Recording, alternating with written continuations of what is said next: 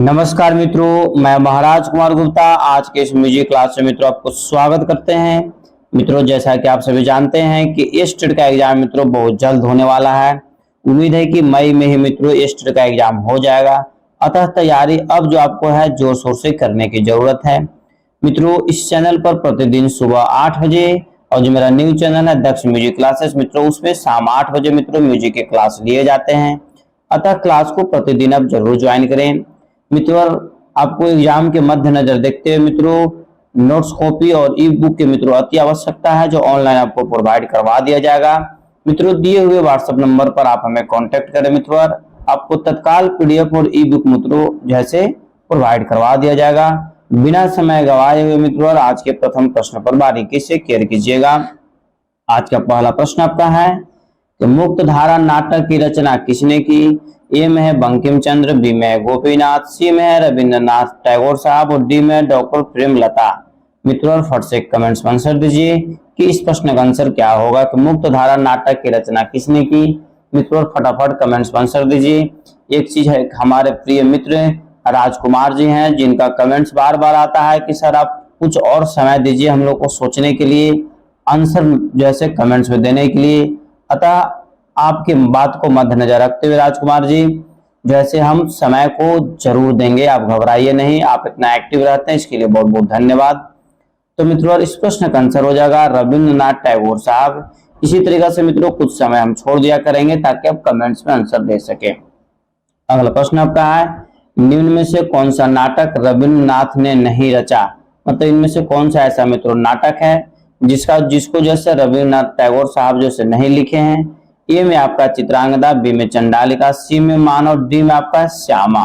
मित्रों, आपको कमेंट्स में आंसर देना है इनमें से कौन सा ऐसा नाटक है जो रविंद्रनाथ टैगोर साहब जैसे नहीं लिखे हैं। तो मित्रों, मानव जो है आपको नाटक है, इसका लेखक जो है रविंद्रनाथ टैगोर साहब नहीं है। ऑप्शन नंबर सी आपका सही है। इस प्रकार मित्रों अगले प्रश्न पर केयर कीजिएगा। अगला प्रश्न आपका है, सुंदर बहे आनंद यह बंदिश कल्याण थाट की है, राम का नाम बताएं। ठीक है, राग यहाँ पर होगा, राग का नाम बताएं। सुंदर बहे आनंद यह बंदिश कल्याण थाट की है, राग का नाम बताएं। ए में मित्रों आपका ऑप्शन है तिलक का मोद, बी में भैरव है, सी में देश है, डी में आपका यमन है। मित्रों, फट से कमेंट्स में आंसर दीजिए कि सुंदर बहे आनंद यह बंदिश किस कल्याण थाट की है और राग का नाम बताएं। तो मित्रों, आपको चारों ऑप्शन आपके समक्ष मित्रों प्रस्तुत कर दिया गया है। मित्रों, आप कमेंट्स में जरूर आंसर दें। तो मित्रों, इस प्रश्न का आंसर आपको हो जाएगा यमन, मतलब ऑप्शन नंबर डी आपका सही है। अगला प्रश्न मित्रों आपका, डाके बार बार डाके यह कल्याण थाट का गीत किस राग में है? ए में आपका भोपाली, बी में यमन, सी में केदार, डी में आपका कामोद है। मित्रों, फट से कमेंट्स में आंसर दीजिए कि डाके बार बार डाके यह कल्याण थाट का गीत किस राग में है। तो मित्रों, आपको बताते चले किस प्रश्न का आंसर आपको हो जाएगा केदार। ऑप्शन नंबर सी आपका सही है। अगला प्रश्न मित्रों, हमारे करो जीवन दान, हमारे करो जीवन दान गीत किस राग में है? ए में आपका भीम है, बी में संतरा है, सी में भीम क्लास है, डी में आपका चारू केसी है। मित्रों, आप फट से कमेंट्स में आंसर दीजिए कि हमारे करो जीवन दान गीत किस राग में है। तो मित्रों, इस प्रश्न का आंसर आपका हो जाएगा शंकरा। ऑप्शन नंबर बी आपका सही है। इस प्रकार मित्रों अगले प्रश्न पर मित्रों बारीकी से ध्यान दीजिएगा। मंदिरे मन के, ठीक है, मंदिरे मन के गीत किस राग में है? ए में आपका अंडाना है, बी में मारवा है, सी में जोग है, डी में आपका माल कौन सा है। मित्रों, फट से कमेंट्स में आंसर दीजिए मंदिरे मन के गीत किस राग में है। तो मित्रों, फट से कमेंट्स में आंसर देते रहिए। और मित्रों, यदि इस चैनल पर पहली बार विजिट कर रहे हैं मित्रों तो चैनल को आप जरूर सब्सक्राइब कर लें ताकि सभी लोग पढ़ सके और सभी लोग बढ़ सके। और मित्रों, शेयर करना तो एकदम आप नहीं भूलें। तो मित्रों, इस प्रश्न का आंसर आपका हो जाएगा ऑप्शन नंबर ए, मतलब अंडाना। ठीक है, मंदिरे मन के गीत किस राग में है? तो अंडाना में है। अगला प्रश्न मित्रों आपका, आनंद तुमी स्वामी गीत किस राग पर आधारित है? ए में आपका मित्रों ऑप्शन है आनंद भैरव, बी में भैरव है, सी में बंगाल भैरव, डी में आपका भैरवी है। मित्रों, फट से कमेंट्स में आंसर दीजिए कि आनंद तुमी स्वामी गीत किस राग पर आधारित है। तो मित्रों आपको बताते चले कि इस प्रश्न का आंसर आपका हो जाएगा ऑप्शन नंबर डी, मतलब भैरवी आपका सही आंसर है। अगला प्रश्न मित्रों कि चल चल भाई गीत किस राग में है। चल चल भाई गीत किस राग में है। ए में आपका बैरागी भैरव है, बी में अलैया है, सी में अहम है, डी में आपका बिलावल है। मित्रों फट से कमेंट्स में आंसर दीजिए कि चल चल भाई गीत किस राग में है। तो मित्रों चल चल गीत भाई जैसे चल चल भाई ये गीत जो है से मित्रों इस राग का जो आपको नाम है, इसका आंसर आपको हो जाएगा अहम, मतलब ऑप्शन नंबर सी आपका सही है। इस प्रकार मित्रों अगले प्रश्न पर केयर कीजिएगा। रविंद्र संगीत शब्द सर्वप्रथम कब प्रयुक्त हुआ है। रविंद्र संगीत शब्द सर्वप्रथम कब प्रयुक्त हुआ है। ए में मित्रों आपका ऑप्शन है 1825, बी में 1826, सी में 1909, डी में आपको 1827। मित्रों फट से कमेंट्स में आंसर दीजिए कि रविंद्र संगीत शब्द का प्रयोग सर्वप्रथम कब हुआ है। मित्रों यह प्रश्न आपके एग्जाम्स के लिए अति महत्वपूर्ण है और मित्रों सभी प्रश्नों में हम कुछ समय आपको छोड़ देते हैं ताकि हम कमेंट्स में आंसर दे सकें। तो मित्रों इस प्रश्न का आंसर आपको हो जाएगा 1825, मतलब एप्पल आंसर आपका सही है। अगला प्रश्न आपका है मिटिल सब सुधा, मिटिल सब सुधा गीत किस राग में है। ए में आपका जौनपुरी है, बी में ललित है, सी में आशा भैरवी है, डी में आपका भैरवी है। मित्रों फटाफट कमेंट्स में आंसर दीजिए कि मिटिल सब सुधा सुधा गीत किस राग में है।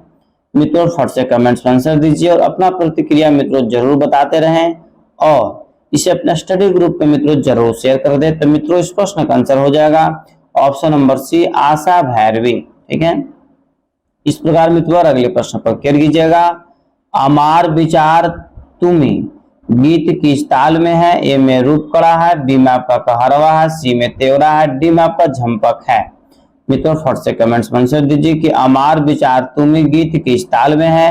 तो मित्रों आपको बताते चले कि इस प्रश्न का आंसर आपका हो जाएगा तेवरा ताल में है, ऑप्शन नंबर सी आपका सही है।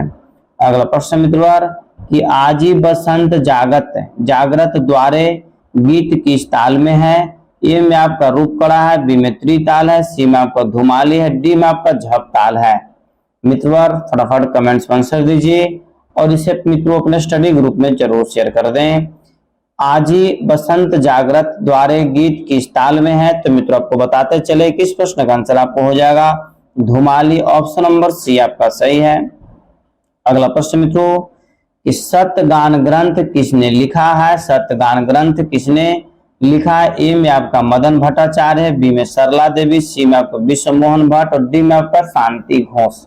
मित्रों फट से कमेंट्स में आंसर दीजिए कि सतगान ग्रंथ किसने लिखा है। तो मित्रों इस प्रश्न का आंसर हो जाएगा सरला देवी, ऑप्शन नंबर बी आपका सही है। अगला प्रश्न मित्रों कि आर्य भुवन मन मोहिनी गीत किस ताल में है। ए में आपका दादरा, बी में काओयाली, सी में अर्ध झंपक, डी में आपका एक ताल। मित्रों फट से कमेंट्स में आंसर दीजिए कि आर्य भुवन मन मोहिनी गीत किस ताल में है। तो मित्रों बताते चले कि इस प्रश्न का आंसर आपका हो जाएगा ऑप्शन नंबर बी काओयाली, ठीक है। इस प्रकार मित्रों अगले प्रश्न पर केयर कीजिएगा। अगला प्रश्न आपका है प्रथम आदि तव शक्ति, प्रथम आदि तव शक्ति गीत किस राग में है। ए में आपका दीपक है, बी में आपका दीपक पंचम है, सी में आम्र पंचम है, डी मित्रों कोकिल है। मित्रों फट से कमेंट्स में आंसर दीजिए कि प्रथम आदि तव शक्ति गीत किस राग में है। तो मित्रों इस प्रश्न का आंसर आपका हो जाएगा ऑप्शन नंबर बी दीपक पंचम, दीपक पंचम। इस प्रकार हम लोग अगले प्रश्न पर क्लियर करेंगे। झरझर रक्त झरे गीत किस राग में है। ए में गारा है, बी में यमन है, सी में पुरिया है, डी में आपका विभास है। मित्रों फट से कमेंट्स में आंसर दीजिए कि झरझर रक्त झरे गीत किस राग में है। तो मित्रों इस प्रश्न का आंसर आपका हो जाएगा ऑप्शन नंबर डी विभास राग के अंतर्गत मित्रों आता है। अगला प्रश्न आपका है गीत सूत्र सार ग्रंथ किसने लिखा। ए में आपका मित्रों ऑप्शन है प्रफुल्ल कुमार, बी में सरला देवी, सी में गोपेश्वर बंदोपाध्याय और डी में आपका कृष्ण धनौचेपाध्याय। तो मित्रों फट से कमेंट्स में आंसर दीजिए कि गीत सूत्र सार ग्रंथ किसने लिखा है। तो मित्रों इस प्रश्न का आंसर आपका हो जाएगा ऑप्शन नंबर डी कृष्ण धनौचेपाध्याय उपाध्याय, मतलब ऑप्शन नंबर डी मित्रों आपका सही है। इस प्रकार अगले प्रश्न पर क्लियर कीजिएगा। अगला प्रश्न आपका है संगीत चंद्रिका ग्रंथ किसने लिखा है? ए में आपका मित्रों ऑप्शन है विद्याधरण माधवाचार्य, बी में गोपेश्वर बंधु उपाध्याय, सी में आपका हरिशंकर झा और डी में आपका आचार्य बृहस्पति देव। तो मित्रों फट से कमेंट्स में आंसर दीजिए, क्योंकि सभी प्रश्न आपके एग्जाम के मद्देनजर मित्रों रखते हुए तैयार किया गया है, अतः आप जरूर बारीकी से केयर करें। तो मित्रों इस प्रश्न का आंसर आपको हो जाएगा ऑप्शन नंबर बी, मतलब गोपेश्वर बंधु उपाध्याय। मित्रों एग्जाम के मद्देनजर रखते हुए मित्रों ए स्टेट और या बीपीएससी टीआरई 3 या टीआरई 4 यदि म्यूजिक से यदि मित्रों क्वालिफाई करना चाहते हैं तो मित्रों आप पैकेज आप जरूर खरीद ले। इस नंबर पर मित्रों आप हमसे व्हाट्सएप से या डायरेक्ट कॉल करके मित्रों आप हमसे संपर्क कर सकते हैं। जैसे आपको मित्रों 199 रुपया मित्रों संपूर्ण नोट आपको दे दिया जाएगा, ताकि जो है से आपका एग्जाम 100% निकल जाए। ठीक है, इस प्रकार प्रश्न पर ध्यान दीजिएगा। संगीत संघ नामक संगीत विद्यालय की स्थापना किसने की? ए में महिमा चौधरी, बी में विमलकांत राय, सी में प्रतिभा चौधरी, डी में आपका इंद्राणी चक्रवर्ती। मित्रों फट से कमेंट्स में आंसर दीजिए कि संगीत संघ नामक संगीत विद्यालय की स्थापना किसने की? तो मित्रों इस प्रश्न का आंसर आपका हो जाएगा ऑप्शन नंबर सी, प्रतिभा चौधरी। प्रतिभा चौधरी। अगला प्रश्न आपका है जगत चंद्र गोस्वामी कौन सा वाद्य बजाते थे? मित्रों इस प्रश्न का आंसर हम बहुत बार बता चुके हैं, इसलिए आपको कमेंट्स में जरूर आंसर देना चाहिए और सभी प्रश्नों को कमेंट्स में आप आंसर दीजिए। गलती होने से मित्रों आपको डरने की जरूरत नहीं है। मित्रों जगत चंद्र गोस्वामी कौन सा वाद्य यंत्र बजाते हैं? ए में आपका हारमोनियम है, बी में पखावज है, सी में तबला है, डी में आपका संतूर है। मित्रों फट से कमेंट्स में आंसर दीजिए। तो मित्रों आपको बताते चले कि इस प्रश्न का आंसर हो जाएगा पखावज, ऑप्शन नंबर बी आपका सही है। अगला प्रश्न मित्रों बिहू लोक नृत्य किस स्थान की है? ए में आपका मध्य प्रदेश है, बी में असम है, सी में बिहार है, डी में आपका पंजाब है। मित्रों अति महत्वपूर्ण प्रश्न है कि बिहू जो है सो बिहू लोक नृत्य किस स्थान का है? तो मित्रों आपको बताते चले कि बिहू जो है मित्रों आपको कमेंट्स में जरूर बताइए और इस प्रश्न का जो आंसर हो जाएगा मित्रों बिहू जैसे असम का है। ऑप्शन नंबर बी आपका मित्रों सही है। इस प्रकार अगले प्रश्न पर केयर कीजिएगा। अगला प्रश्न आपका है कर्मा लोक नृत्य किस प्रदेश का लोक नृत्य है? कर्मा लोक नृत्य किस प्रदेश का लोक नृत्य है? ए में आपका उड़ीसा है, बी में असम है, सी में कश्मीर है, डी में आपका गुजरात है। मित्रों फट से कमेंट्स में आंसर दीजिए कि कर्मा लोक नृत्य किस प्रदेश का लोक नृत्य है। तो मित्रों फटाफट कमेंट्स में आंसर देते रहें और अपना प्रतिक्रिया मित्रों जरूर बताएं कि जो क्लास चल रहा है किस तरीका से चल रहा है। जैसे राजकुमार जी जैसे अपना प्रतिक्रिया हमेशा देते रहते हैं, उन्होंने जैसे सूचना दी है कि सर थोड़ा सा और समय हमको प्रत्येक क्वेश्चन में दीजिए ताकि हम कमेंट्स में सोचकर आंसर दे सके। तो मित्रों सभी मित्रों के लिए कुछ समय हम छोड़ दे रहे हैं ताकि आप कमेंट्स में आंसर दे सके। कर्मा लोक नृत्य मित्रों किस प्रदेश का लोक नृत्य है? तो मित्रों यह जैसे उड़ीसा का है। एप्पल आंसर आपका सही है। अगले प्रश्न पर केयर कीजिएगा। कोलाटम लोक नृत्य किस प्रदेश का लोक नृत्य है? कोलाटम लोक नृत्य किस प्रदेश का लोक नृत्य है? ए में आपका आंध्र प्रदेश, बी में उड़ीसा, सी में बंगाल है, डी में आपका केरल है। मित्रों फट से कमेंट्स में आंसर दीजिए कि कोलाटम लोक नृत्य किस प्रदेश का लोक नृत्य है। तो मित्रों बताते चले कि इस प्रश्न का आंसर आपको हो जाएगा ऑप्शन नंबर ए पर, मतलब कोलाटम जो से आंध्र प्रदेश का है। इस प्रकार मित्रों अगले प्रश्न पर केयर कीजिए कि रासलीला कहाँ का लोक नृत्य है? ए में आपका पंजाब है, बी में उत्तर प्रदेश है, सी में हिमाचल प्रदेश है, डी मित्रों मध्य प्रदेश है।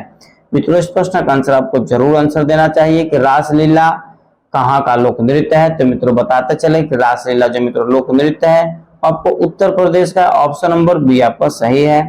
अगला प्रश्न मित्रों यक्षगान कहाँ का लोक नृत्य है? यक्षगान कहाँ का लोक नृत्य? ए में आपका बंगाल है, बी में बिहार है, सी में मणिपुर, डी में आपका केरल है।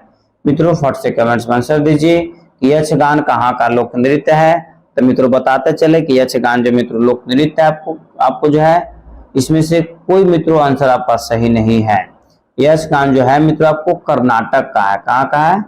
कर्नाटक का है यक्षगान। इस प्रकार मित्रों इसमें से कोई ऑप्शन क्या है सही नहीं, सभी के सभी मित्रों ऑप्शन आपका गलत इसमें दिया हुआ है। ठीक है, इस प्रकार मित्रों यक्षगान कहाँ का लोक नृत्य है? तो कर्नाटक का है, आपको याद होना चाहिए और मित्रों याद रखना आवश्यक है क्योंकि मित्रों एग्जाम में मित्रों बहुत बार यह प्रश्न पूछा गया है। अगला प्रश्न आपका है संघाली कहाँ का लोक नृत्य है?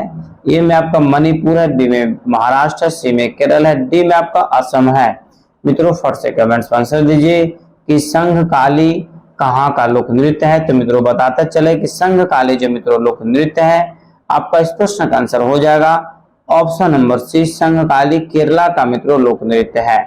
अगला प्रश्न आपका है, गरबा नृत्य कहाँ का नृत्य है। मित्रों फटाफट दम जो है शेर की तरह आइए और फटाफट कमेंट्स में आंसर दीजिए कि गरबा लोक नृत्य किस राज्य का है, क्योंकि यह लोक नृत्य मित्रों अति महत्वपूर्ण है और मित्रों बहुत ज्यादा यह प्रचलित भी है कि गरबा लोक नृत्य जैसे कहाँ का लोक नृत्य है। ए में मित्रों आपका ऑप्शन है गुजरात, बी में राजस्थान, सी में दिल्ली, डी में आपका मध्य प्रदेश है। मित्रों फट से कमेंट्स में आंसर दीजिए कि गरबा नृत्य कहाँ का नृत्य है। तो मित्रों इस प्रश्न का आंसर हो जाएगा ऑप्शन नंबर ए पर, गरबा जो है मित्रों गुजरात का लोक नृत्य है। इस प्रकार अगले प्रश्न पर क्लियर कीजिएगा, कजरी गीत शैली किस प्रदेश की है। मित्रों इस प्रश्न का आंसर भी मित्रों को कमेंट्स में जरूर देना चाहिए कि कजरी गीत शैली किस प्रदेश की है। ए में आपका उत्तर प्रदेश, बी में तमिलनाडु, सी में आपका केरल है, डी में आपका बंगाल है। तो मित्रों फटाफट कमेंट्स में आंसर दीजिए कि कजरी गीत शैली मित्रों किस प्रदेश के। तो कजरी जो है मित्रों आपका उत्तर प्रदेश का है। ये पल आंसर आपका सही है। अगला प्रश्न आपका है, लावनी कहाँ का लोकगीत है। ए में आपका आंध्र प्रदेश है, बी में बिहार है, सी में उत्तर प्रदेश है, डी में आपका जम्मू कश्मीर है। मित्रों फट से कमेंट्स में आंसर दीजिए कि लावनी कहाँ का लोकगीत है। मित्रों फटाफट कमेंट्स में आंसर देते रहिए कि लावनी कहाँ का लोकगीत है। तो मित्रों आपको बताते चले कि लावनी जो है मित्रों आपको उत्तर प्रदेश का लोकगीत है। ऑप्शन नंबर सी आपका सही है। अगला प्रश्न मित्रों, रास कहाँ का लोक नृत्य है। ए में आपका मित्रों उत्तर प्रदेश है, बी में गुजरात है, सी में कर्नाटक है, डी में आपका मध्य प्रदेश है। मित्रों फट से कमेंट्स में आंसर दीजिए कि रास जो है से कहाँ का लोक नृत्य है। मित्रों फटाफट कमेंट्स में जरूर आंसर दीजिए। एक चीज आपको जरूर बताएंगे, इसके पहले जो मित्रों हम बताया तो रास लीला था। तो रास लीला जो था मित्रों उत्तर प्रदेश का था, तो यहाँ पर रास लीला नहीं रह करके ओनली फॉर रास है। याद आपको रखना कि सिर्फ क्या है, रास है। तो रास कहाँ का लोक नृत्य है। तो मित्रों आपको बताते चले कि रास जो है मित्रों गुजरात का लोक नृत्य है। मित्रों इस दोनों क्वेश्चन में बहुत ज्यादा कंफ्यूज है, फिर से बारीकी से क्लियर कीजिएगा। यदि रास लीला यदि पूछ देगा तो आपको उत्तर प्रदेश टिक आउट करना पड़ेगा, परंतु ओनली फॉर रास यदि पूछ देगा तो आपको गुजरात टिक आउट करना पड़ेगा। ठीक है, इसी तरीका के प्रश्न मित्रों क्या होता है कि कटअप जो से आगे और पीछे हो जाता है। ठीक है, इसे आदमी को रास लीला याद है, यहाँ पर ओनली फॉर पूछ दिया रास, उत्तर प्रदेश भी देखिए आपको ऑप्शन में दिया हो तो फंस जाता है लोग, इसलिए बारीकी से इसको याद रखिएगा। एक चीज और मित्रों, यदि जीवन में आप सफल होना चाहते हैं तो प्रतिदिन एक टारगेट फिक्स कीजिए और उस टारगेट को पूरा करने में अपना पूरा दिल लगा दीजिए। आगे आने वाला समय आपका निश्चित ही सही हो जाएगा। मित्रों अगला आपका प्रश्न है कि अब्रू गीत शैली किस प्रदेश की गीत शैली है। अब्रू गीत शैली किस प्रदेश की गीत शैली है। ए में आपका पंजाब है, बी में नागालैंड है, सी में सिक्किम है, डी में आपका जम्मू कश्मीर है। मित्रों फट से कमेंट्स में आंसर दीजिए कि अब्रू गीत शैली किस प्रदेश की गीत शैली है। तो मित्रों इस प्रश्न का आंसर आपका हो जाएगा ऑप्शन नंबर डी, जम्मू का है। इस प्रकार मित्रों अगले प्रश्न पर क्लियर कीजिएगा। अगला प्रश्न आपका है कि हीर गीत शैली किस क्षेत्र की है, मतलब किस राज्य की है। हीर गीत शैली मित्रों किस क्षेत्र की है। मित्रों चारों ऑप्शन आपके सामने दिया हुआ है। ए में आपका ऑप्शन है उत्तर प्रदेश, बी में है पंजाब, सी में हिमाचल प्रदेश, डी में आपका जम्मू। मित्रों फट से कमेंट्स में आंसर दीजिए कि हीर गीत शैली किस क्षेत्र की है। तो मित्रों आपको बताते चले कि हीर गीत शैली जो है मित्रों आपका जैसे पंजाब का, ऑप्शन नंबर बी आपका सही है। इस प्रकार मित्रों अगले प्रश्न पर क्लियर कीजिएगा कि भटियाली गीत शैली किस प्रदेश की है। ए में आपका उत्तर प्रदेश, बी में असम, सी में बंगाल, डी में बिहार। मित्रों फट से कमेंट्स में आंसर दीजिए कि भटियाली गीत शैली किस प्रदेश की है। तो मित्रों इस प्रश्न का आंसर आपका हो जाएगा ऑप्शन नंबर सी, भटियाली जो से बंगाल का है। इस प्रकार मित्रों अगले प्रश्न पर क्लियर कीजिएगा, संथाल कहाँ का लोक नृत्य है। संथाल जो है से कहाँ का लोक नृत्य है। ए में आपका मित्रों ऑप्शन है बिहार, बी में असम, सी में उड़ीसा, डी में आपका मित्रों केरला। मित्रों फटाफट कमेंट्स में आंसर दीजिए कि संथाल जो है से कहाँ का लोक नृत्य है। मित्रों अति महत्वपूर्ण प्रश्न है। आपको बताते चले कि वर्तमान समय में संथाल जो है से झारखंड का है, परंतु झारखंड इस ऑप्शन में तो नहीं है। तो मित्रों हम जैसे बिहार भी टिक आउट कर सकते हैं, क्योंकि बिहार के मित्रों कुछ क्षेत्र में मित्रों जो है संथाल लोक नृत्य का आयोजन किया जाता है। जो कोडरमा साइड है मित्रों, जो झारखंड से टैली करता है, उस साइड मित्रों संथाली लोग रहता भी है, जो बिहार का निवासी है, परंतु सबसे ज्यादा संथाली जनजाति जो है झारखंड में पाई जाती है और उन्हीं लोग का मित्रों यह लोक नृत्य है। अगला प्रश्न आपका है, लाई हरोबा किस क्षेत्र का जैसे नृत्य है? मित्रों अति महत्वपूर्ण प्रश्न आपका है। मित्रों यह प्रश्न का मित्रों बहुत बार पूछा गया कि लाई हरोबा जो है किस क्षेत्र का लोक नृत्य है। ए में मित्रों आपका ऑप्शन है महाराष्ट्र, बी में मणिपुर, सी में सिक्किम, डी में आपका केरला है। मित्रों फट से कमेंट्स में आंसर दीजिए कि लाई हरोबा किस क्षेत्र का नृत्य है। मित्रों फटाफट कमेंट्स में आंसर दीजिए कि लाई हरोबा किस क्षेत्र का लोक नृत्य है। तो मित्रों आपको बताते चले कि लाई हरोबा जो है मित्रों मणिपुर का मित्रों आपका लोक नृत्य है। ऑप्शन नंबर बी आपका सही है। अगला प्रश्न आपका है कि घूमर कहाँ का लोक नृत्य है? ए में आपका गुजरात है, बी में मध्य प्रदेश है, सी में राजस्थान है, डी में आपका महाराष्ट्र है। मित्रों फट से कमेंट्स में आंसर दीजिए घूमर कहाँ का लोक नृत्य है। मित्रों यह प्रश्न आपके एग्जाम्स के लिए अति महत्वपूर्ण है। इस प्रकार मित्रों आपको इसे कमेंट में आंसर जरूर देना चाहिए कि घूमर कहाँ का लोक नृत्य है। मित्रों आपको बताते चले कि घूमर जो है मित्रों राजस्थान का लोक नृत्य है। ऑप्शन नंबर सी आपका सही है। इस प्रकार हम लोग अगले प्रश्न पर क्लियर करेंगे। अगला प्रश्न आपका है, मांड गीत शैली किस प्रदेश की है? मित्रों इस प्रश्न का आंसर आपको कमेंट्स में जरूर देना चाहिए क्योंकि यह प्रश्न मित्रों बहुत बार पूछा गया है कि मांड गीत शैली किस प्रदेश की गीत शैली है। ए में आपका गुजरात है, बी में पंजाब है, सी में केरल है, डी में आपका राजस्थान है। मित्रों फट से कमेंट्स में आंसर दीजिए कि मांड गीत शैली किस प्रदेश की है। तो मित्रों आपको बताते चले कि मांड जो है मित्रों आपका राजस्थान का। ऑप्शन नंबर डी आपका सही है। इस प्रकार अगले प्रश्न पर क्लियर कीजिएगा कि करियाला किस प्रदेश का लोक नाट्य है। ए में मित्रों आपका हिमाचल प्रदेश है, बी में केरला है, सी में कश्मीर है, डी में आपका उड़ीसा है। मित्रों फट से कमेंट्स में आंसर दीजिए कि करियाला किस प्रदेश का लोक नाट्य है। मित्रों यह प्रश्न आपके एग्जाम्स के लिए महत्वपूर्ण है, अतः इस प्रश्न का आंसर आपको कमेंट्स में जरूर देना चाहिए कि करियाला किस प्रदेश का लोक नाट्य है। तो मित्रों आपको बताते चले कि करियाला जो है मित्रों आपको हिमाचल प्रदेश का एप्पल आंसर आपका सही है। इस प्रकार हम लोग अगले प्रश्न पर क्लियर करेंगे कि तमाशा कहाँ का खेला जाता है। मित्रों बहुत ही महत्वपूर्ण प्रश्न आपका है कि तमाशा कहाँ खेला जाता है। ए में आपका तमिलनाडु है, बी में महाराष्ट्र, सी में उड़ीसा, डी में आपका असम है। मित्रों फट से कमेंट्स में आंसर दीजिए कि तमाशा कहाँ खेला जाता है। मित्रों यह एक प्रकार का नृत्य है जो खेल में मित्रों इसको आयोजन किया जाता है। तो मित्रों लवनी और तमाशा दोनों याद रखिए, लवनी और तमाशा जो है सिर्फ महाराष्ट्र का है। ऑप्शन नंबर बी आपका सही है। मित्रों कभी कभी सिर्फ लवनी भी पूछ सकता है या तमाशा भी पूछ सकता है, या फिर क्या करता है कि लवनी और तमाशा दोनों एक साथ लिखे है कि लवनी और तमाशा कहाँ का नृत्य है, तो महाराष्ट्र आपको टिक आउट करना है। इस प्रकार मित्रों और अगले प्रश्न पर क्लियर कीजिएगा, किकली कहाँ का नृत्य है। किकली कहाँ का नृत्य है। ए में आपका उत्तर प्रदेश, बी में जम्मू कश्मीर, सी में पंजाब है, डी में आपका हरियाणा है। मित्रों फट से कमेंट्स में आंसर दीजिए कि किकली कहाँ का नृत्य है। तो मित्रों इस प्रश्न का आंसर आपको कमेंट्स में जरूर देना चाहिए कि किकली कहाँ का नृत्य है। तो मित्रों आपको बताता चले किकली जो है मित्रों आपको पंजाब का नृत्य है। ऑप्शन नंबर सी आपका सही है। अगला प्रश्न मित्रों कि कंठ की भिन्नता से ध्वनि में जो भिन्नता होती है उसे क्या कहते हैं। कंठ की भिन्नता से ध्वनि में जो भिन्नता होती है मित्रों उसे क्या कहते हैं। ए में मित्रों आपका ऑप्शन है काकू, बी में कंठ अंतराल, सी में देश, डी में आपका स्वरावली।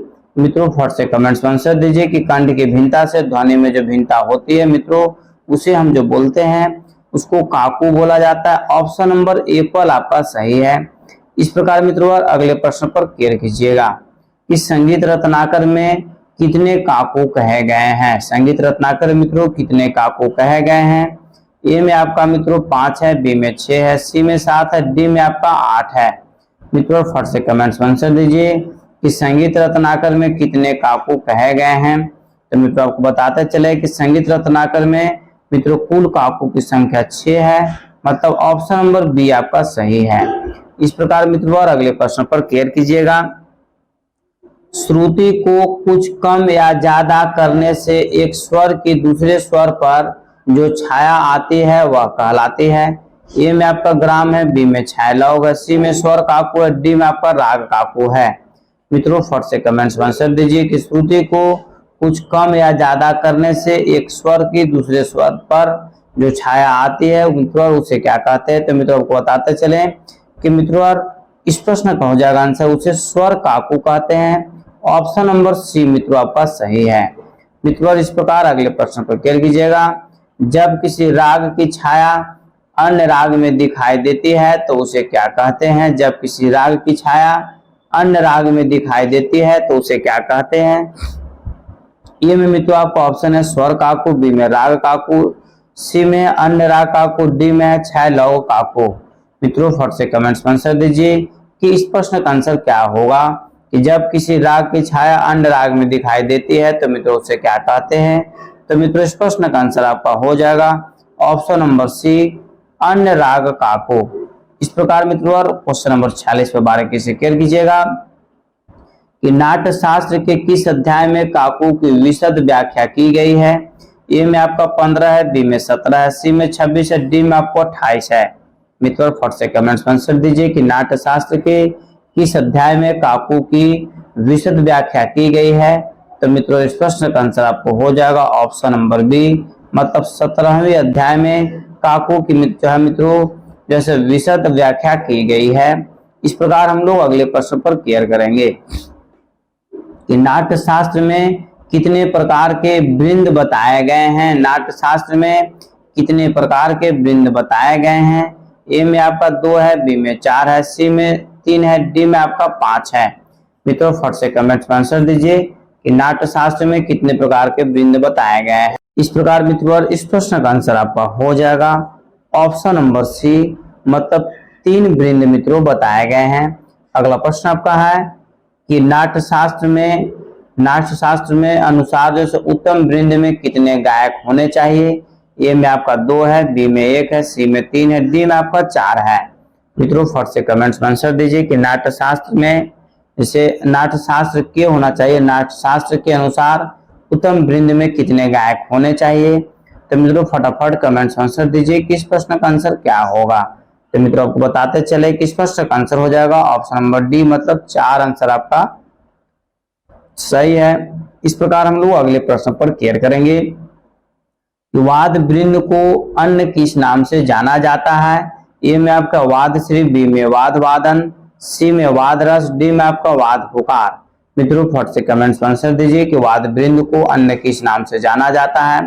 तो मित्रों आपको बताते चले कि वाद वृंद को जो है मित्रों अन्य जो है से वाद वादन के नाम से जाना जाता है। ऑप्शन नंबर बी आपका सही है। अगला प्रश्न मित्रों वाद वृंद को अंग्रेजी में क्या कहते हैं। वाद वृंद को अंग्रेजी में क्या कहते हैं। ए में मित्रों आपका ऑप्शन है ऑर्केस्ट्रा, बी में क्लारनेट, सी में सिंगिंग ग्रुप, डी में आपका सैक्सोफोन। मित्रों फट से कमेंट्स में आंसर दीजिए कि वाद वृंद को अंग्रेजी में क्या कहते हैं। तो मित्रों आपको बताते चले कि वाद वृंद को मित्रों अंग्रेजी में ऑर्केस्ट्रा बोलते हैं। ऑप्शन नंबर एप्पल आपका सही है। अगला प्रश्न मित्रों वाद वृंद को दक्षिण में क्या कहा जाता है। मित्रों अति महत्वपूर्ण प्रश्न आपका है कि वाद वृंद को दक्षिण में क्या कहा जाता है। ए में मित्रों आपका ऑप्शन है गोटुवादम, बी में वाद कछरी, सी में वाद मंच, डी में आपका घटम है। मित्रों फट से कमेंट्स में आंसर दीजिए कि वाद वृंद को दक्षिण में क्या कहा जाता है। तो आपको बताते चले मित्रों कि वाद वृंद को दक्षिण में आपको वाद कचहरी के नाम से जाना जाता है। ऑप्शन नंबर बी आपका सही है। इस प्रकार हम लोग अगले प्रश्न पर क्लियर करेंगे कि नाट्य शास्त्र में बुंद के लिए क्या संज्ञा है। नाट्य शास्त्र में बुंद के लिए क्या संज्ञा है। ए में आपका वृंद है, बी में आतोद है, सी में कुतुब है, डी मित्रों कुशीलव है। मित्रों और फट से कमेंट्स में आंसर दीजिए कि नाट्य शास्त्र में बुंद के लिए क्या संज्ञा है। तो मित्रों आपको बताते चले कि नाट्य शास्त्र में बुंद के लिए मित्रों कुतुब की संज्ञा दी गई है। ऑप्शन नंबर सी आपका सही है। अगला प्रश्न मित्रों कि पाणिनि काल में वाद वृंद के लिए क्या शब्द था। पाणिनि काल में वाद वृंद के लिए क्या शब्द था। ए में आपका कुतुब है, बी में तुर्य है, सी में वाद वृंद है, डी में आपका बैले है। मित्रों फट से कमेंट्स में आंसर दीजिए कि पाणिनि काल में वाद वृंद के लिए क्या शब्द था। तो मित्रों बताते चले कि इस प्रश्न का आंसर आपका हो जाएगा ऑप्शन नंबर बी, मतलब तुर्य। ठीक है। इस प्रकार हम लोग अगले प्रश्न पर क्लियर करेंगे। अगला प्रश्न मित्रों आपका कि विदेशों में ऑर्केस्ट्रा के बृहद रूप को क्या कहते हैं? ए में आपका सिम्फनी है, बी में मेलोडी है, सी में हारमोनी है, डी में आपका ओपेरा है। मित्रों फट से कमेंट्स में आंसर दीजिए कि विदेशों में ऑर्केस्ट्रा के बृहद रूप को क्या कहते हैं। तो मित्रों आपको बताते चले कि विदेशों में ऑर्केस्ट्रा रूप को, जैसे बृहद रूप को जो मित्रों बोला जाता है, उसको सिम्फनी के नाम से जाना जाता है। ऑप्शन नंबर ए पर आपका सही है। इस प्रकार हम लोग अगले प्रश्न पर क्लियर करेंगे। गीत नाट्य को अन्य किस नाम से जाना जाता है? गीत नाट्य को अन्य किस नाम से जाना जाता है? ए में आपका ओपेरा है, बी में बैले है, सी में गाथा है, डी में आपका नृत्य है। मित्रों फट से कमेंट्स में आंसर दीजिए कि गीत नाट्य को अन्य किस नाम से जाना जाता है। तो मित्रों इस प्रश्न का आंसर आपका हो जाएगा ऑप्शन नंबर ए पर। ठीक है मित्रों, कोशिश कीजिए कि सभी प्रश्न का आंसर आप कमेंट में जरूर दें। गलती हो जाने से आपको डरने की जरूरत नहीं है। ठीक है, जिस प्रश्न का आंसर आपके बाय द मिस्टेक से गलती बोला जाएगा मित्रों, पुनः बार जैसे दोबारा कभी जीवन में आपसे गलती होने वाला नहीं है। ठीक है, इसलिए आप कमेंट्स पर जरूर आंसर दें और मित्रों इसे अपने स्टडी ग्रुप में जरूर शेयर कर दें। नृत्य नाट्य को क्या कहा जाता है? नृत्य नाट्य को क्या कहा जाता है? ए में आपका ओपेरा है, बी में नाट्य है, सी में नृत्य संगीत है, डी में आपका बैले है। मित्रों फट से कमेंट्स में आंसर दीजिए कि नृत्य नाट्य को क्या कहा जाता है। तो मित्रों आपको बताते चले कि नृत्य नाट्य को मित्रों बैले के नाम से जाना जाता है। ऑप्शन नंबर डी आपका सही है। अगला प्रश्न आपका है कि जॉर्ज नामक लोक संगीत को किसने बनाया? जॉर्ज नामक लोक संगीत को किसने बनाया? ये में मित्रों आपका ऑप्शन है अमेरिका के नीग्रो जाति के लोगों ने, बी में है उत्तरी कोरिया के लोगों ने, सी में है जर्मनी के लोगों द्वारा, डी में है डॉक्टर बीडी जॉनसन ने। ठीक है, तो मित्रों व्हाट्सएप कमेंट्स में आंसर दीजिए कि जॉर्ज नामक लोक संगीत को किसने बनाया है। तो मित्रों इस प्रश्न का आंसर हो जाएगा अमेरिका के नीग्रो जाति के लोगों ने। एप्पल आंसर मित्रों आपका सही है। इस प्रकार हम लोग अगले प्रश्न पर क्लियर करेंगे। अगला प्रश्न आपका है जो स्वर रचना बजाई जा सके। ठीक है, जो स्वर रचना बजाई जा सके उसे क्या कहते हैं? ए में सिम्फनी, बी में मित्रों मोड, सी में आपका सोनाटा है, डी में आपको ब्लाड है। मित्रों फट से कमेंट्स में आंसर दीजिए कि जो स्वर रचना बजाई जा सके उसे क्या कहते हैं। तो मित्रों को बताते चले कि उसे मित्रों हम लोग सोनाटा कहते हैं। ऑप्शन नंबर सी आपका सही है। मित्रों एग्जाम के मद्देनजर रखते हुए मित्रों आपको इस प्रश्न का आंसर जरूर देना चाहिए कि इस्लाम धर्म के प्रणेता कौन थे, या फिर मित्रों इस्लाम धर्म के संस्थापक कौन थे। ये में मित्रों आपका ऑप्शन है वाजिद अली, बी में है हजरत पैगंबर मोहम्मद साहब, सी में मित्रों मोहम्मद अंजी और डी में आमिर खान। मित्रों फट से कमेंट्स में आंसर दीजिए कि इस्लाम धर्म के प्रणेता कौन थे। तो मित्रों आपको बताते चले इस्लाम धर्म के जो मित्रों प्रणेता थे उनको मित्रों पैगंबर हजरत मोहम्मद साहब बोला जाता है। ऑप्शन नंबर बी आपका सही है। अगला प्रश्न आपका है कुरान में कितने अध्याय हैं? कुरान में कितने अध्याय हैं? ए में आपका 18 है, बी में 72 है, सी में 108 है, डी में आपका 114 है। मित्रों फट से कमेंट्स में आंसर दीजिए कि कुरान में कितने अध्याय हैं। मित्रों इस प्रश्न का आंसर आपको कमेंट्स में देना आवश्यक है, क्योंकि मित्रों बहुत बार मित्रों एग्जाम में पूछा गया है कि कुरान में कुल कितने अध्याय हैं। तो मित्रों आपको बताते चले कि कुरान में कुल अध्यायों की संख्या 114 है। मित्रों ऑप्शन नंबर डी आपका सही है। इस प्रकार अगले प्रश्न पर क्लियर कीजिएगा। अगला प्रश्न मित्रों आपका कि भारत में सूफी विचारधारा क्या विविध प्रचार किसके द्वारा हुई? भारत में सूफी विचारधारा क्या विविध प्रचार किसके द्वारा हुई? ए में मित्रों आपका ऑप्शन है शेख मुइजुद्दीन चिश्ती, बी में पैगंबर हजरत साहब, सी में उस्मान खान, डी में आपका है अलाउद्दीन खान। मित्रों फट से कमेंट्स में आंसर दीजिए कि भारत में सूफी विचारधारा क्या विविध प्रचार किसके द्वारा हुई। तो मित्रों इस प्रश्न का आंसर आपका हो जाएगा शेख मुइजुद्दीन चिश्ती द्वारा। ऑप्शन नंबर ए पर आपका सही है। ठीक है, इस प्रकार हम लोग अगले प्रश्न पर क्लियर करेंगे। वेदों में भक्ति के कितने रूप बताए गए हैं? वेदों में भक्ति के कितने रूप बताए गए हैं? ए में आपका 5 है, बी में 6 है, सी में 9 है, डी में आपका 13 है। मित्रों फट से कमेंट्स में आंसर दीजिए कि वेदों में भक्ति के कितने रूप बताए गए हैं। तो मित्रों आपको बताते चले कि वेदों में मित्रों भक्ति के जो रूप बताए गए हैं आपको 9 बताए गए हैं। ऑप्शन नंबर सी मित्रों आपका सही है। ठीक है, इस प्रकार मित्रों अगला प्रश्न आपका है कि निम्न में से कौन सा ग्रंथ तानसेन की रचना है। निम्न में से कौन सी ग्रंथ जो है तानसेन की रचना है। ये मित्रों आपको ऑप्शन है गणेश स्रोत, बी में संगीत, सी में अमृतवाणी, डी में आपका शारदा है। मित्रों फट से कमेंट्स में आंसर दीजिए और मित्रों इसे अपने स्टडी ग्रुप में जरूर शेयर कर दें कि मित्रों निम्न में से कौन सा ग्रंथ तानसेन की रचना है। तो मित्रों आपको बताते चले कि इस प्रश्न का आंसर आपका हो जाएगा ऑप्शन नंबर ए पर गणेश स्रोत जो है मित्रों तानसेन की रचना है। ठीक है, इस प्रकार हम लोग अगले प्रश्न पर केयर करेंगे। अगला प्रश्न आपका है दरबारी राग का आविष्कार किसने किया। दरबारी राग का आविष्कार किसने किया। ये में मित्रों आपका ऑप्शन है अमीर खुसरो, बी में अलाउद्दीन खां, सी में हरिदास और डी में तानसेन। मित्रों फट से कमेंट्स में आंसर दीजिए कि दरबारी राग का आविष्कार किसने किया। तो मित्रों इस प्रश्न का आंसर आपका हो जाएगा ऑप्शन नंबर डी तानसेन। ठीक है, दरबारी राग का मित्रों आविष्कार किसने किया, तो तानसेन किया था। इस प्रकार अगला प्रश्न आपका है कि धमार ताल का आविष्कार किसने किया। धमार ताल का आविष्कार किसने किया। ए में आपका तानसेन, बी में बैजू बावरा, सी में स्वामी हरिदास, डी में सिद्धार्थ खां। मित्रों फट से कमेंट्स में आंसर दीजिए कि धमार ताल का आविष्कार किसने किया।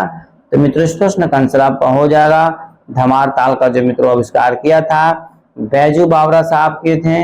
ऑप्शन नंबर बी आपका सही है। इस प्रकार हम लोग अगले प्रश्न पर केयर करेंगे। अगला प्रश्न मित्रों आपका कि तान तरंग खां के पिता कौन थे। तान तरंग खां के पिता कौन थे। ए में आपका तानसेन, बी में निहाल सेन, डी में दबीर खां, डी में सी में दबीर खां और डी में मित्रों आपका ऑप्शन है तानरस खां। मित्रों फट से कमेंट्स में आंसर दीजिए कि तान तरंग खां के पिता कौन थे। तो मित्रों आपको बताते चले कि इस प्रश्न का जो आंसर हो जाएगा मित्रों और आपका ऑप्शन नंबर ए तानसेन। मित्रों तानसेन के दो पुत्र हुए थे। ठीक है, एक का नाम तान तरंग खान है, दूसरे पुत्र का नाम मित्रों आप कमेंट्स पर जरूर आंसर दीजिए। आपको कुछ समय हम छोड़ देंगे ताकि इनके दोनों पुत्रों का नाम है मित्रों, एक पुत्र का नाम तान तरंग खां है, तो मित्रों दूसरे पुत्र का नाम मित्रों क्या था उसे आप कमेंट पर आंसर जरूर दीजिए। अगला प्रश्न मित्रों आपका राग बिलास खानी तोड़ी का आविष्कार किसने किया। राग बिलास खानी तोड़ी का आविष्कार किसने किया। ए में आपका बिलास देव, बी में बिलास खां, सी में तानसेन, डी में मित्रों बैजू। ठीक है, राग बिलास खानी तोड़ी का आविष्कार में से किसने किया। तो मित्रों आपको बताते चले कि इस प्रश्न का आंसर आपका हो जाएगा ऑप्शन नंबर बी बिलास खां। बिलास खानी तोड़ी का आविष्कार किसने किया है, तो बिलास खां ही किए मित्रों। इस प्रकार अगले प्रश्न पर केयर कीजिएगा कि अकबर कालीन चांद खां का उपनाम क्या था। अकबर कालीन चांद खां का उपनाम क्या था। ए में आपका रंग है, बी में दास है, सी में चंद्र है और डी में आपका शशि है। मित्रों फट से कमेंट्स में आंसर दीजिए कि अकबर कालीन चांद खां का उपनाम क्या था। तो मित्रों आपको बताते चले कि अकबर कालीन चांद खां का जो मित्रों उपनाम था, इस प्रश्न का आंसर आपका हो जाएगा ऑप्शन नंबर डी शशि नाम था। इस प्रकार अगले प्रश्न पर केयर कीजिएगा कि संत सूरदास का कौन सा ग्रंथ प्रसिद्ध है। ये में मित्रों आपका ऑप्शन है सूरसागर, बी में सूरमणि, सी में रामायण, डी में आपका राम भजन। मित्रों फट से कमेंट्स में आंसर दीजिए कि संत सूरदास का कौन सा ग्रंथ प्रसिद्ध है। तो मित्रों आपको बताते चले कि इस प्रश्न का आंसर आपको हो जाएगा सूरसागर। ये पहला आंसर आपका सही है। सूरदास का मित्रों कौन सा ग्रंथ प्रचलित है, तो सूरसागर। सूरसागर जो है सूरदास द्वारा रचा गया मित्रों किताब है। अगला प्रश्न आपका है कि गरबा गीतों की प्रथा किसने शुरू की। अति महत्वपूर्ण प्रश्न आपका है कि मित्रों गरबा गीत जो है गुजरात में मित्रों नवरात्रि के समय में इसका प्रयोग किया जाता है, परंतु बताना है मित्रों कि गरबा गीतों की प्रथम जैसे प्रथा शुरुआत किसने की। तो मित्रों ए में आपका मीरा, बी में चैतन्य महाप्रभु, सी में सितारा देवी और डी में मित्रों आपका प्राचीन परंपरा। तो मित्रों आपको बताते चले कि गरबा गीतों की प्रथा मित्रों किसने शुरू किया। तो मित्रों इस प्रश्न का आंसर आपका हो जाएगा मीरा। ठीक है, मीराबाई मित्रों गरबा गीत को मित्रों शुरुआत किया था की थी। इस प्रकार हम लोग अगले प्रश्न पर केयर करेंगे। अगला प्रश्न आपका है कि पाणिनि ने मुख्य रूप से किस विषय पर लिखा है। पाणिनि ने मुख्य रूप से किस विषय पर लिखा। ए में गीत, बी में व्याकरण, सी में पाणिनि और डी में आपका संगीत है। मित्रों इस प्रश्न का आंसर आपको कमेंट्स में जरूर देना चाहिए कि पाणिनि साहब जैसे किस क्षेत्र में सबसे ज्यादा विख्यात हुए हैं। तो मित्रों इस प्रश्न का आंसर आपका हो जाएगा ऑप्शन नंबर, ध्यान दीजिएगा, ऑप्शन नंबर बी मतलब व्याकरण। ठीक है, ऑप्शन नंबर बी मित्रों आपका क्या है, सही है। ऑप्शन नंबर बी आपका मित्रों सही है। इस प्रकार अगले प्रश्न पर केयर कीजिएगा कि अष्टाध्यायी किसने लिखी है। ए में मित्रों आपका ऑप्शन है, मित्रों फटाफट कमेंट्स में आंसर दीजिए कि अष्टाध्यायी के किसने लिखा है। ए में मतंग साहब, बी में वात्स्यायन, सी में पाणिनि, डी में मित्रों वेद व्यास है। मित्रों यह प्रश्न आपके एग्जाम्स के लिए महत्वपूर्ण है कि जो है अष्टाध्यायी को किसने लिखा है। तो मित्रों बताते चले कि अष्टाध्यायी के लेखक जो है मित्रों पाणिनि साहब है। ऑप्शन नंबर सी आपका सही है। अगला प्रश्न मित्रों कि महर्षि वाल्मीकि ने रामायण की रचना कब की है। मित्रों ए में 500 ईस्वी पूर्व, बी में आपको 10,000 ईस्वी, सी में आपका 106 ईस्वी पूर्व, डी में 5वीं शताब्दी। मित्रों फट से कमेंट्स में आंसर दीजिए कि महर्षि वाल्मीकि ने रामायण की रचना कब की है। तो मित्रों इस प्रश्न का आंसर आपका हो जाएगा अप्रैल 500 ईस्वी पूर्व। इस प्रकार मित्रों अगले प्रश्न पर केयर कीजिएगा। अगला प्रश्न आपका है गुरु ग्रंथ साहब का संपादन किसने किया था। ए में मित्रों आपका ऑप्शन है गुरु अर्जुन देव, बी में गुरु नानक देव, सी में गुरु गोविंद सिंह, डी में आपका गुरु तेग बहादुर। मित्रों फट से कमेंट्स में आंसर दीजिए कि गुरु ग्रंथ साहब का संपादन किसने किया था। तो मित्रों आपको बताते चले कि इस प्रश्न का आंसर आपको हो जाएगा गुरु अर्जुन देव। ऑप्शन नंबर एप्पल आपका सही है। अगला प्रश्न मित्रों कि वात्स्यायन ने कितनी कलाएं कही है। ए में आपका 50 है, बी में 11 है, सी में आपका 107 है, डी में आपका मित्रों 64 है।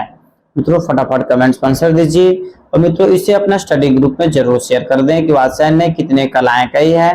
तो मित्रों आपको बताते चले कि वात्स्यायन जो है कुल 64 कलाएं का मित्रों वर्णन किए हैं। इस प्रकार हम लोग अगले प्रश्न पर केयर करेंगे। अगला प्रश्न मित्रों आपका है ललित कलाएं कितनी मानी गई है। ललित कलाएं कितनी मानी गई है। ए में आपका 6 है, बी में 5 है, सी में 4 है, डी में आपका 3 है।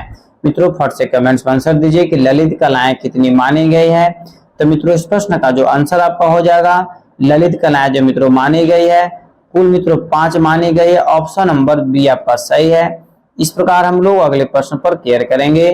धारण मातृका नामक कला का अर्थ है। ए में आपका स्मरण बढ़ाना, बी में गहने धारण करना, सी में यंत्र बनाना, डी में आपका माँ का प्यार पाना। मित्रों फट से कमेंट्स में आंसर दीजिए कि धारण मातृका नामक कला का क्या अर्थ है। तो मित्रों इस प्रश्न का आंसर आपको जरूर आंसर देना चाहिए क्योंकि मित्रों बहुत ही अति महत्वपूर्ण प्रश्न है। तो मित्रों इस प्रश्न का जो आंसर आपका हो जाएगा स्मरण बढ़ाना। ऑप्शन नंबर एप्पल आपका सही है। इस प्रकार हम लोग अगले प्रश्न पर केयर करेंगे। अगला प्रश्न मित्रों आपका कि ट्रैम्पेट एक वाद्य यंत्र है, घन है कि सुशीर है कि अवनद है कि तत्थ है। मित्रों बताइए कि ट्रैम्पेट जो मित्रों बजाया जाता है उसको मित्रों किस वाद्य के अंतर्गत रखा गया, घन के अंतर्गत कि सुशीर के अंतर्गत कि अवनद या तत्थ। मित्रों इस प्रश्न का आंसर आपका हो जाएगा ऑप्शन नंबर बी सुशीर वाद्य के अंतर्गत मित्रों रखा गया है। इस प्रकार हम लोग अगले प्रश्न पर केयर करेंगे। अदा रंग का वास्तविक नाम क्या था। ए में फिरोज का, बी में नौबत का, सी में मस्तान का, डी में आपका बिलास खान है। तो मित्रों फट से कमेंट्स में आंसर दीजिए क्योंकि यह प्रश्न मित्रों बहुत बार मित्रों एग्जाम में पूछा गया है कि अदा रंग का वास्तविक नाम क्या था।